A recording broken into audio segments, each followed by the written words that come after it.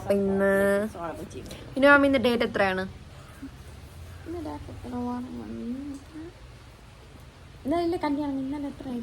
ഇന്നലെ 13. അപ്പൊ ഇന്ന് നവംബർ 14 ആണ്. ഇന്നത്തെ പ്രത്യേകത എന്താണ്? Children's day. യെസ്, ഇന്നാണ് ശിശുദിനം. നമ്മുടെ മാറ്റർ അതല്ല, ഇന്ന് നമ്മള് യെസ് ഇന്നാണ് ഗൈസ് ശിശുദിനം, നവംബർ 1. അപ്പൊ ഇന്നത്തെ പ്രത്യേകത എന്ന് വെച്ചാൽ ഇന്ന് ഞാൻ പോകുന്നില്ല, പക്ഷെ ഞാൻ സാറ്റർഡേ കോഴിക്കോടേക്ക് പോകും. അപ്പൊ അതിനു മുമ്പ് വി തോട്ട് എൻ്റെ ബർത്ത്ഡേ ഒന്ന് സെലിബ്രേറ്റ് ചെയ്യാം വീട്ടിൽ, കാരണം പിന്നെ ഞാൻ ബർത്ത്ഡേ കഴിഞ്ഞിട്ടായിരിക്കും വരുന്നത്. അപ്പോൾ ഇന്ന് ഒരു കേക്കിന് ഓർഡർ ചെയ്തിട്ടുണ്ട്. അപ്പോൾ നമ്മൾ ബർത്ത്ഡേ സെലിബ്രേറ്റ് ചെയ്യാൻ പോവാണ്. സോ ബർത്ത്ഡേ സെലിബ്രേറ്റ് ചെയ്തിട്ട് ഹാപ്പി ബർത്ത്ഡേ പറയൂ. Happy birthday. എനിക്ക് എത്ര വയസ്സാകും? ഇപ്പൊ എനിക്ക് 21 ലൈക്ക് ഡിസംബർ 15 എത്രയാവും ബർത്ത്ഡേക്ക്? 22 ഇയേഴ്സ് ആയി. അപ്പൊ എന്താണ് പറയാനുള്ളത്?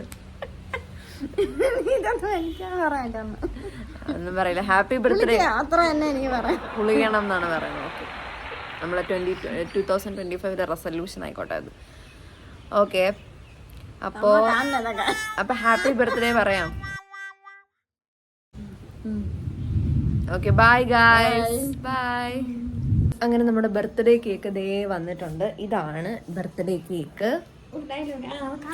മിനിമാമി കുറെ നാളൊക്കെ ആദ്യമായിട്ട് ചുരിദാറൊക്കെ ഇട്ട് വന്നിട്ടുണ്ട്. സോ നമുക്ക് ബർത്ത്ഡേ കേക്ക് അൺബോക്സ് ചെയ്യാം.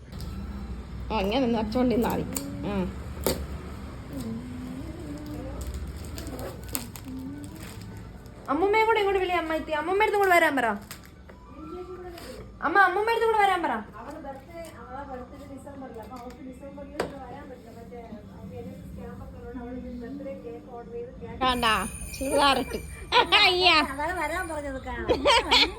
ഇതെന്റെ അമ്മ വേണമ്മ പറ.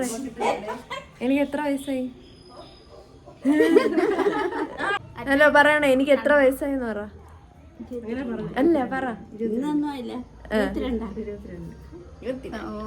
എന്റെ മോക്ക് 22 വയസ്സായി. 23. ഞാൻ ജനിച്ച ദിവസം ഓർമ്മയുണ്ടോ? മാസം ഭരണി നാളിൽ എന്നാലും അന്നത്തെ വല്ല ദിവസം ഓർമ്മയുണ്ടോ? അമ്മൂമ്മ എവിടെയായിരുന്നു അന്നൊന്നും ഓർമ്മയുണ്ട? ഞാൻ എന്റെ വീട്ടിലായിരുന്നു. സ്വർഗാദേശിയെ പറ്റി അന്നായിരുന്നു അവളെ ജനനം. ഓക്കെ, ഇത് ഓണാണല്ലോ. Birthday to you, happy birthday to you, happy birthday to you, porque siento frío con el sol, porque hemos അത്രയും തരാ. ഇങ്ങനെ വെച്ചാൽ മതി. ഞാൻ ചരിച്ചു കിട്ടണേ. ലൈക്ക് ഇത് നല്ലൊരു ഫോട്ടോ ആയിരുന്നു കേട്ടോ. എനിക്ക് ഭയങ്കര ഇഷ്ടമായ ഒരു മൊമെന്റ് ആയിരുന്നു ഇത്. ഗൈസ്, അപ്പൊ ഇന്ന് എന്റെ ബർത്ത്ഡേ സെലിബ്രേറ്റ് ചെയ്തതാണ്. സോ ഇത് അമ്മയാണ് കൂടെ ഉള്ളത്. നമ്മൾ ഈ ബർത്ത്ഡേ കേക്കൊക്കെ മുറിച്ചു. ഹലോ ഗൈസ്, ഇതാണ് അച്ഛൻ വരെയാണ്. ഹാപ്പി ബർത്ത്ഡേ പറയാനാണ് അച്ഛനെ കാണുന്നു. പറയാം ഹാപ്പി ബർത്ത്ഡേ പറഞ്ഞു. Happy birthday. ഓക്കെ,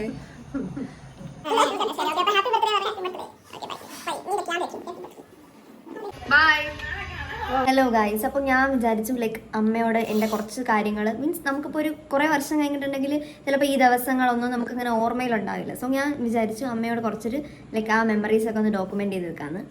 അപ്പോൾ അമ്മ എന്താണ് ഞാൻ ജനിച്ച ദിവസം ഡിസംബർ 15 എന്ന് പറയുമ്പോൾ എന്താണ് ഓർമ്മ വരുന്നത്?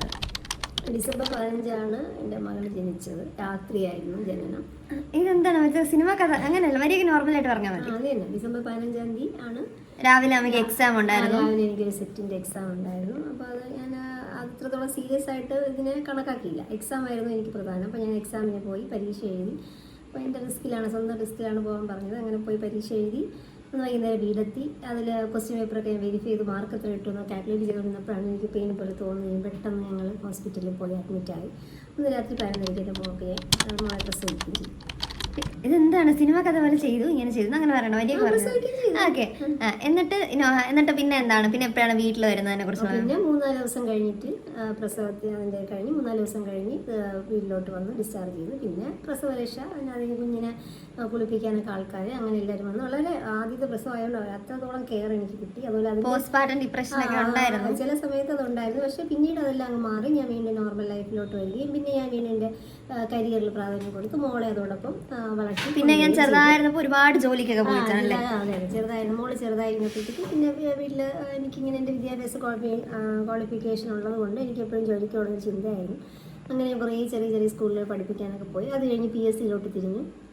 PSC ക്ലാസ്സുകൾ കണ്ടിന്യൂസ് അറ്റൻഡ് ചെയ്ത് ഇങ്ങനെയെങ്കിലും ഞാൻ എങ്ങനെയുള്ള ഒരു കുട്ടിയായിരുന്നു? ഒരു പാവം കുട്ടിയായിരുന്നു? ഒരു പാവം കുട്ടിയായിരുന്നു, സുന്ദരിയായിരുന്നു, ഒക്കെയാണ്. പക്ഷെ ഭയങ്കര ഷാട്ടിയായിരുന്നു. ചെറുതിലെ തന്നെ ചില കാര്യങ്ങൾക്ക് ഭയങ്കര ഷാട്ടിയായിരുന്നു. അവളെ പിടിച്ചിട സാധിക്കുന്ന എന്നൊരു ചെറിയ മനോഭാവമായിരുന്നു. പക്ഷെ എന്നാലും നമുക്ക് കഴിയുമ്പോൾ വീണ്ടും നല്ല സ്നേഹത്തോടെ. എന്റെ ഒന്നാമത്തെ പിറന്നാൾ ഓർമ്മയുണ്ടോ? ഒന്നാമത്തെ പിറന്നാൾ വളരെ ഗംഭീരമായിട്ടാണ് നമ്മുടെ അമ്മയുടെ വീട്ടിൽ വെച്ചാണ്, ചേട്ടൻ്റെ അമ്മയുടെ വീട്ടിൽ വെച്ചാണ് ആഘോഷിച്ചത്. എൻ്റെ അമ്മ വന്നിരുന്നു. അമ്മ ഒത്തിരി സമ്മാനങ്ങൾ, കുഞ്ഞമ്മ വലിയമ്മ അവരൊക്കെ വന്ന് ഒത്തിരി സമ്മാനങ്ങൾ കൊടുത്ത് നല്ല മെമ്മറബിൾ ആയിരുന്നു. സദ്യയായിരുന്നു. ഫോട്ടോഗ്രാഫർ ഒന്നുമില്ല അന്നൊക്കെ മൊബൈലൊന്നും ഇത്ര ഇതായില്ലാത്തതുകൊണ്ട് ഫോട്ടോസ് എടുത്തു. ജസ്റ്റ് ഫോട്ടോ അയാൾ വന്ന് 2-3 ഫോട്ടോസ് ഒക്കെ എടുത്തതേ ഉള്ളൂ.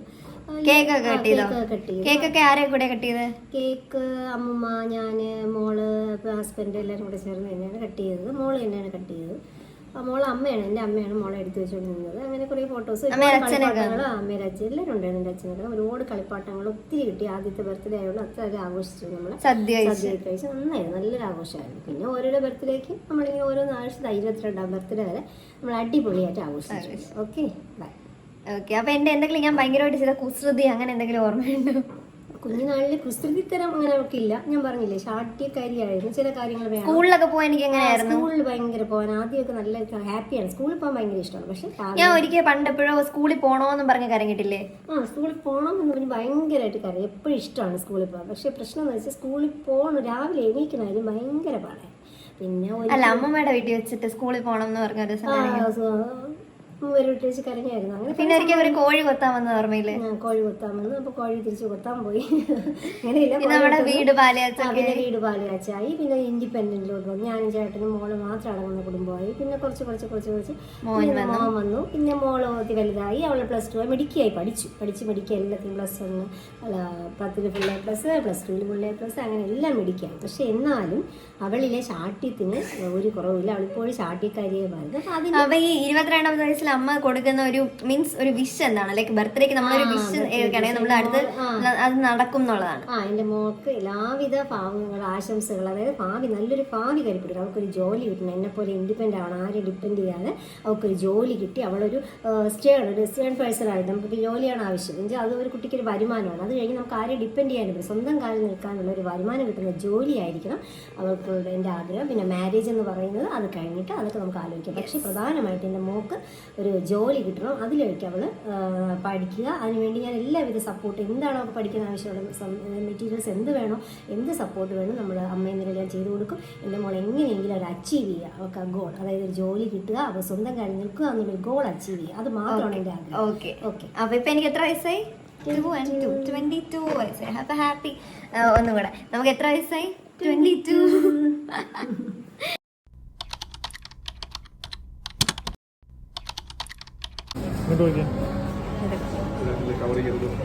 ഏതാ